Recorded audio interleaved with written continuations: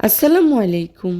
আজকে আমি আপনাদের সাথে শেয়ার করব খুবই মজাদার একটা নাস্তা রেসিপি। এই নাস্তাটা ছোট থেকে বড় সবাই খেতে খুবই পছন্দ করে। আপনি যদি এই নাস্তাটা একবার বাচ্চাদেরকে বানিয়ে খাওয়ান, তাহলে কিন্তু বারবার বানিয়ে খাওয়াতে হবে। এতটাই মজার হয়। সো কথা না বাড়িয়ে চলুন তাহলে মূল রেসিপিতে। আজকের এই মজাদার নাস্তাটা তৈরি করার জন্যে প্রথমে আমি এখানে নিয়েছি সিদ্ধ আলু।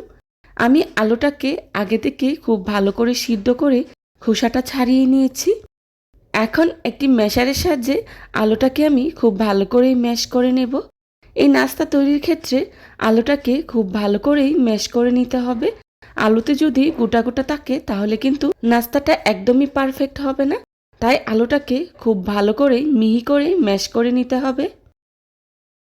দেখতেই পাচ্ছেন আলুটাকে আমি বেশ কিছুটা সময় নিয়ে খুব ভালো করেই ম্যাশ করে নিয়েছি। এখন এর সাথে আমি কিছু মশলা অ্যাড করব। এই নাস্তা তৈরিতে খুব একটা মশলার প্রয়োজন হয় না। অল্প মশলাতেই নাস্তাটা খেতে দুর্দান্ত স্বাদের হয়। দিয়ে দিচ্ছি 2 টেবিল চামচ চিলি ফ্লেক্স, আর দিয়ে দিচ্ছি 1 প্যাকেট স্বাদে ম্যাজিক মশলা, দিয়ে দিচ্ছি চাট মশলা 1/2 চা চামচ। এখন সবগুলো উপকরণ একসাথে আমি খুব ভালো করেই মাখিয়ে নেব। আমি বেশ কিছুটা সময় নিয়ে সবগুলো উপকরণের সাথে খুব ভালো করেই মাখিয়ে নিয়েছি। এই পর্যায়েই দিয়ে দিচ্ছি 3 টেবিল চামচের মতো কর্নফ্লাওয়ার। তবে আপনারা চাইলে হাতের কাছে কর্নফ্লাওয়ার না থাকলে চালের গুঁড়োটাও ব্যবহার করতে পারেন।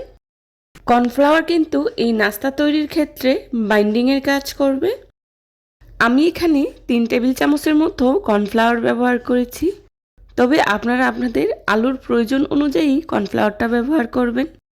এখন কর্নফ্লাওয়ারের সাথে খুব ভালো করে মিশিয়ে নিচ্ছি।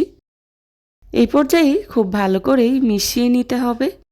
দেখতে পাচ্ছেন আমি খুব ভালো করেই মিশিয়ে নিয়েছি।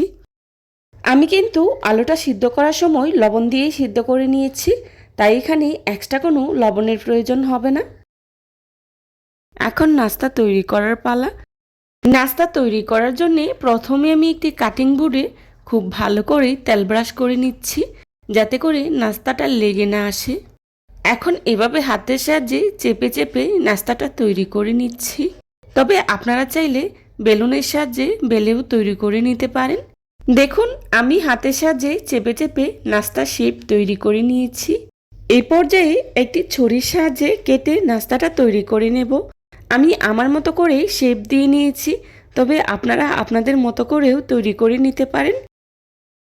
আমি কিন্তু ছুরির মধ্যে কিছুটা তেল ব্রাশ করে নিয়েছি। দেখুন আমি কিভাবে নাস্তাটা তৈরি করে নিয়েছি সেটা দেখলেই বুঝতে পারবেন।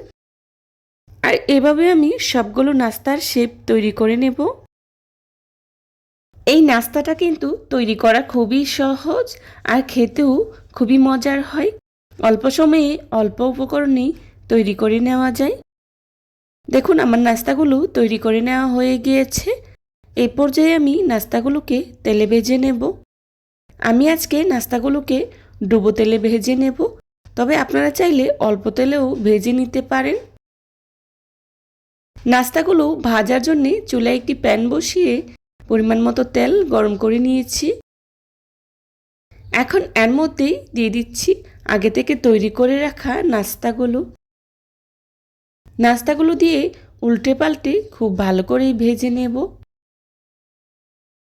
একটা পাশ হয়ে গেলেই উল্টে দিচ্ছি, আর এভাবে উল্টে পাল্টে নাস্তাগুলোকে আমি ব্রাউন কালার করে ভেজে নেব। আমি নাস্তাগুলোকে ব্রাউন কালার করে ভেজে নিয়েছি, তবে আপনারা আপনাদের পছন্দ অনুযায়ী ভেজে নিতে পারেন। দেখুন আমার নাস্তাগুলো প্রায় ভেজে নেওয়া হয়ে গিয়েছে। আর এই নাস্তাগুলো ভাজতে কিন্তু খুব একটা সময় লাগে না, অল্প সময়েই নাস্তাগুলো ভেজে নেওয়া যায়। চুলার আঁচটা মিডিয়ামে রেখেই নাস্তাগুলোকে ভেজে নিতে হবে, না হলে পুড়ে যেতে পারে। আমার নাস্তাগুলো ভেজে নেওয়া হয়ে গিয়েছে। এখন চুলা থেকে নামিয়ে নিচ্ছি। চুলা থেকে নামিয়ে আমি একটি সার্ভিং ডিশে সার্ভ করে নিচ্ছি।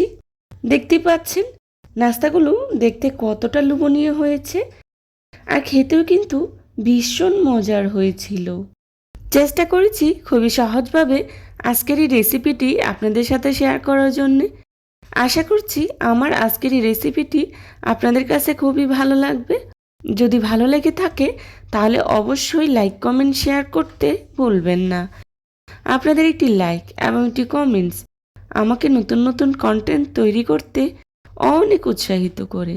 যারা এতক্ষণ ধৈর্য সহকারে আমার ভিডিওটি দেখেছেন তাদেরকে জানাই অসংখ্য ধন্যবাদ। আমার পরবর্তী রেসিপি দেখার আমন্ত্রণ জানিয়ে আজকের মতো এখানেই বিদায় নিচ্ছি। সবাই ভালো থাকবেন, সুস্থ থাকবেন। আল্লাহ হাফিজ। আসসালামু আলাইকুম।